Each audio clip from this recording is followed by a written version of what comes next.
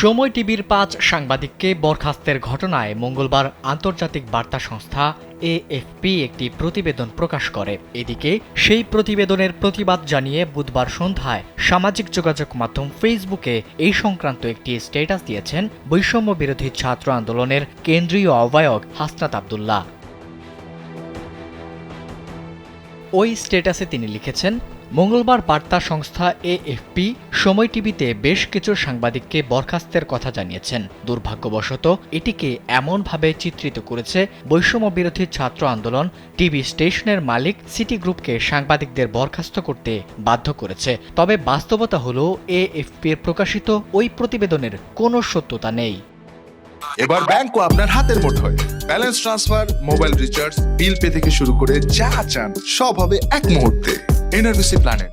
তিনি বলেন, জুলাই আগস্টের গণঅভ্যুত্থানের সময় টিভির সাংবাদিকতার বিষয়ে শান্তিপূর্ণ প্রতিবাদের অংশ হিসেবে আমরা সম্প্রতি সিটি গ্রুপের অফিসে গিয়েছিলাম। এ সময়ে সাবেক প্রধানমন্ত্রী শেখ হাসিনার নিরাপত্তা বাহিনীর হাতে শত শত শিক্ষার্থী সহ প্রায় ২,০০০ মানুষ নিহত হয়েছেন।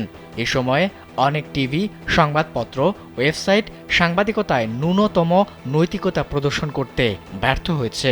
তারা ছাত্র এবং আন্দোলনকারীদের সন্ত্রাসী এবং দুষ্কৃতিকারী ও ইসলামী চরমপন্থী হিসেবে উল্লেখ করেছে। সময় টিভি এই প্রচেষ্টায় প্রধান ভূমিকা নিয়েছে। স্ট্যাটাসে হাসনাত আরও লিখেছেন, এএফপি তাদের প্রতিবেদনে উল্লেখ করেছে যে আমরা সিটি গ্রুপে প্রবেশ করেছি, তবে এখানে প্রতিবাদের অংশ হিসেবে প্রবেশের কথা তারা উল্লেখ করেনি।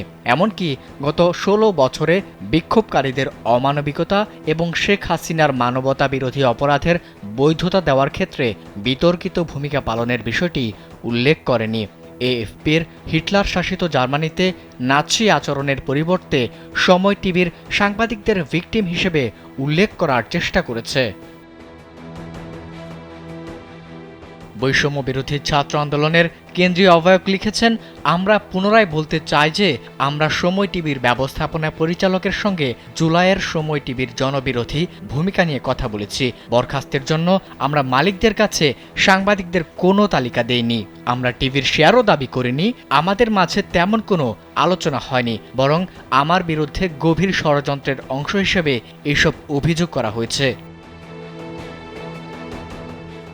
সবশেষ হাসনাত লিখেছেন, আমরা বারবার বলেছি আমরা সংবাদপত্রের স্বাধীনতা ও বাক স্বাধীনতায় বিশ্বাসী। আন্দোলনকালে শেখ হাসিনার নিরাপত্তা বাহিনীর হাতে নিহত সাংবাদিক এবং যারা সত্য প্রকাশের জন্য নিরাপত্তা বাহিনীর বিরুদ্ধে সংগ্রাম করেছেন তাদের প্রতি আন্তরিক শ্রদ্ধা নিবেদন করছি। আমরা তাদের স্যালুট জানাই। আমরা সকল বিদেশি গণমাধ্যমের বিপ্লবের সময় তাদের ভূমিকার জন্য কৃতজ্ঞতা জানাই। আবিদ হাসান, কালবেলা।